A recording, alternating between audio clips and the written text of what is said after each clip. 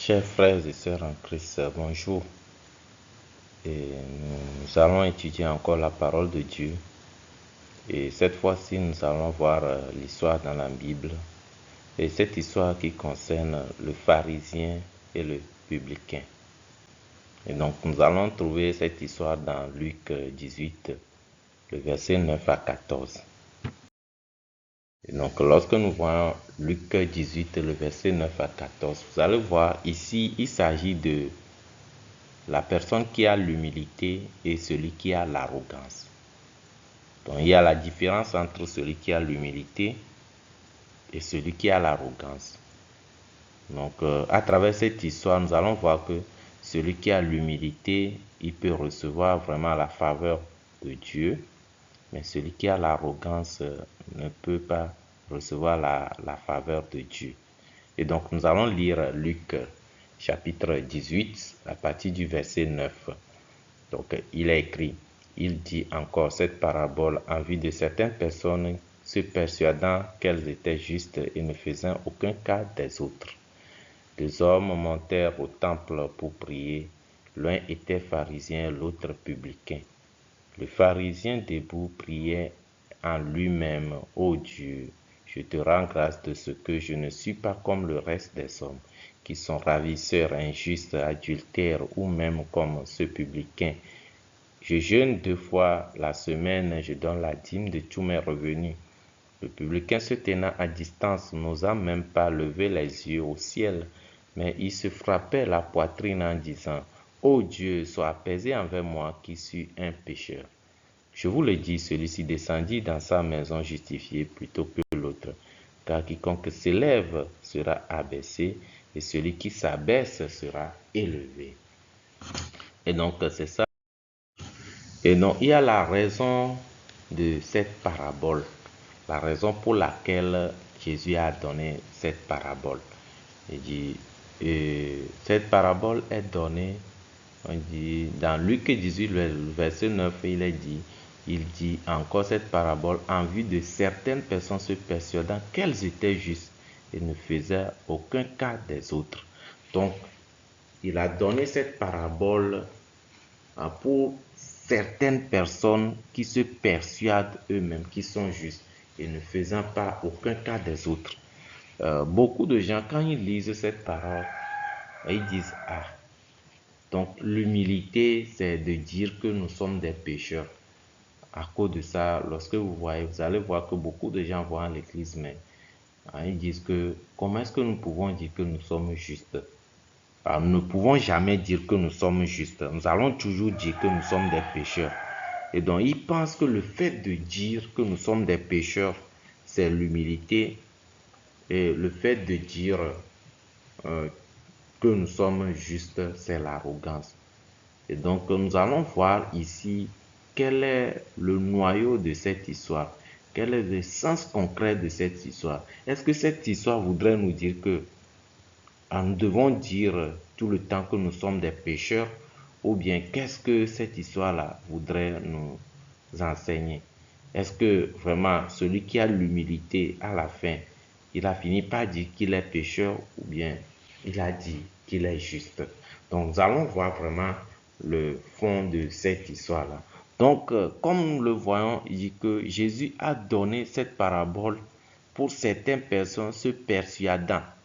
Donc quand nous voyons ici, il y a déjà un problème. Pourquoi?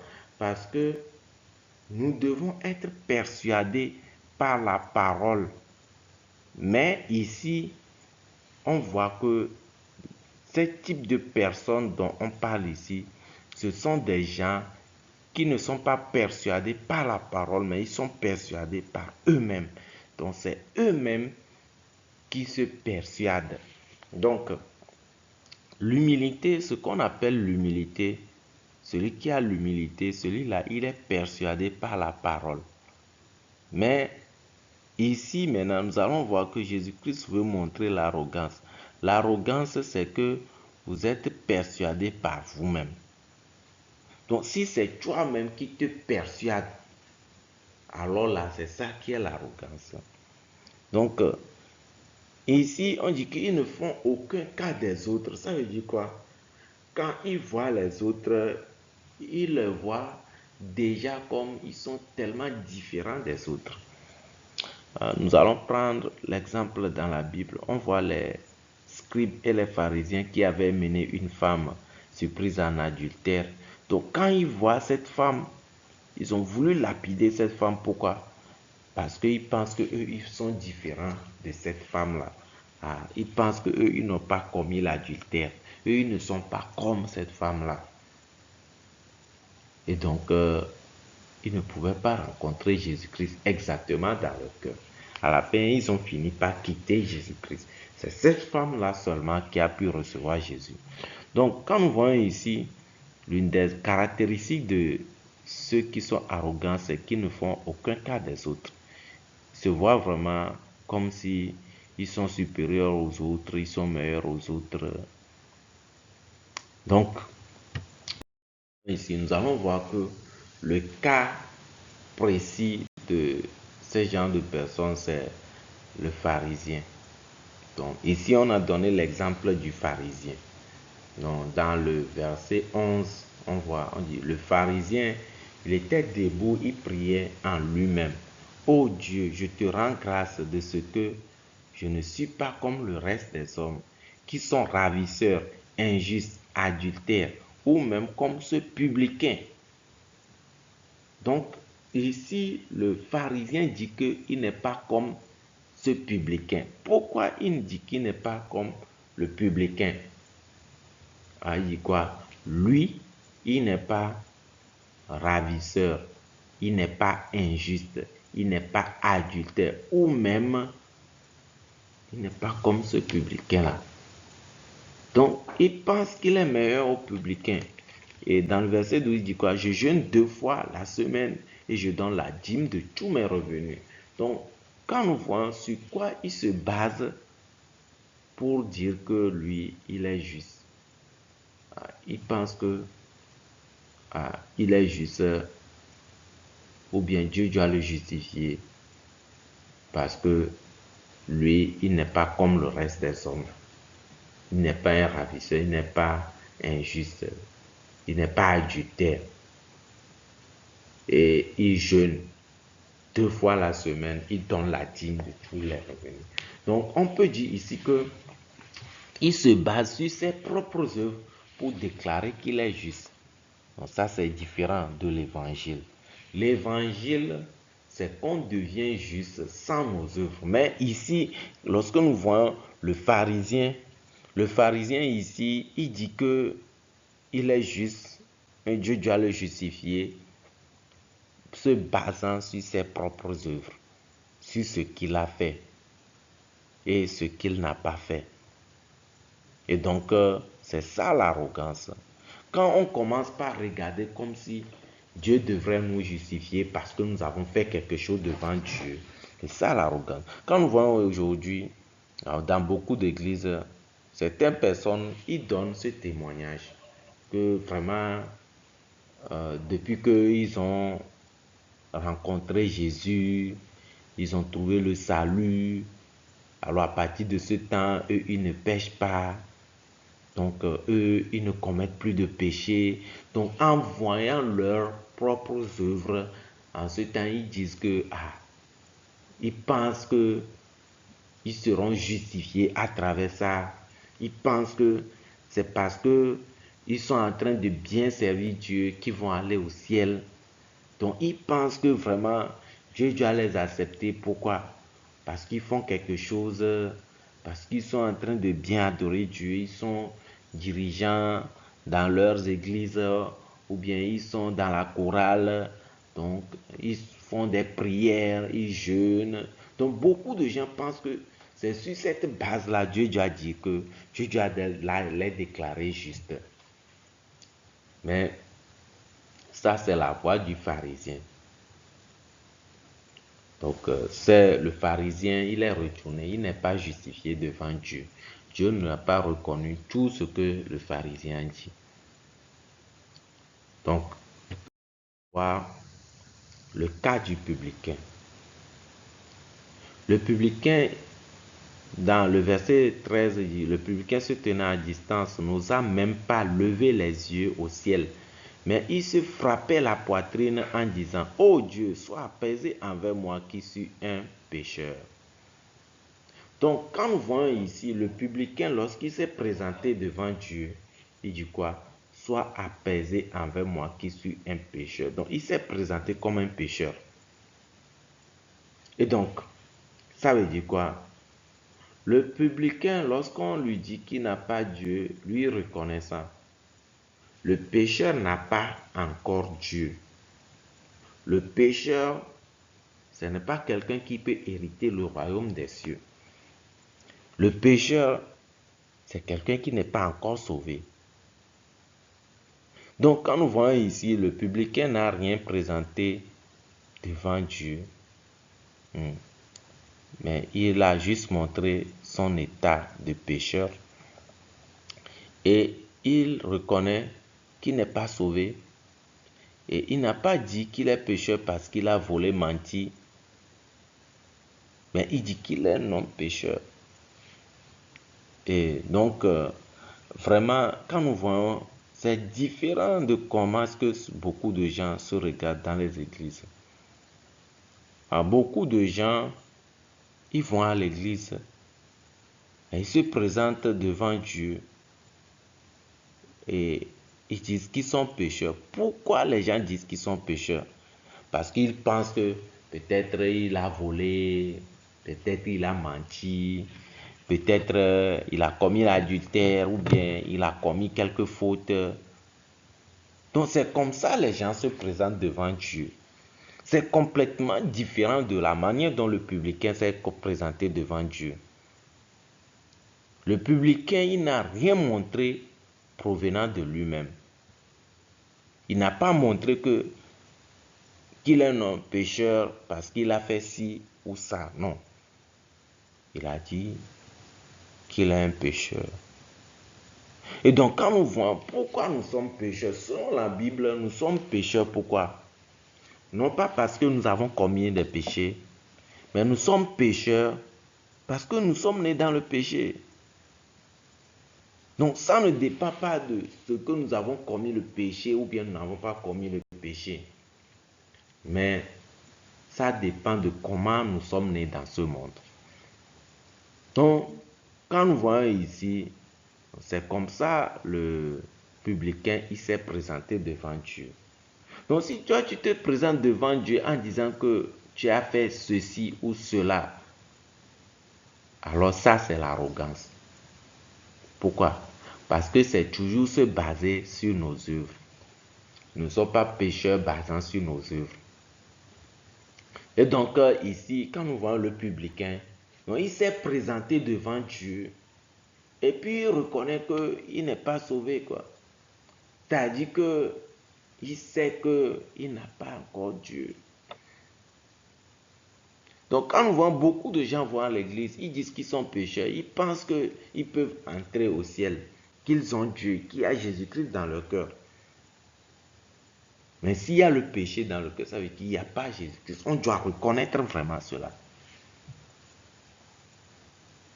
Alors, lorsqu'il s'est présenté dans cet état-là devant Dieu, nous allons voir la manière dont il est venu devant Dieu. Ce n'est pas de cette même manière qu'il est reparti. Donc, il y a la différence entre le pharisien et le publicain. Donc, quelle est la différence entre le pharisien et le publicain? Le pharisien, il veut devenir juste à travers ses œuvres. Mais le publicain, il est devenu juste sans ses œuvres. Donc, quand nous voyons la différence, le pharisien, lui, veut devenir juste. Quand vous voyez vraiment aujourd'hui dans l'adoration de beaucoup de gens, ils cherchent à devenir juste. Ils veulent devenir juste. Ils font des efforts pour devenir juste. Mais dans leur cœur, ils ne sont jamais justes. Mais lorsque nous voyons le publicain, il est devenu juste sans ses œuvres. Non pas en se basant sur ses œuvres. Donc, lorsque nous voyons le pharisien, Lui, il se compare aux autres. Il dit que j'ai fait ceci, j'ai fait cela, je ne suis pas comme les autres. Mais le publicain, lui, ne se compare pas aux autres. Ah, si le publicain se regarde, il dit, ah, il est pécheur, hein. Il n'y a rien à se comparer avec les autres.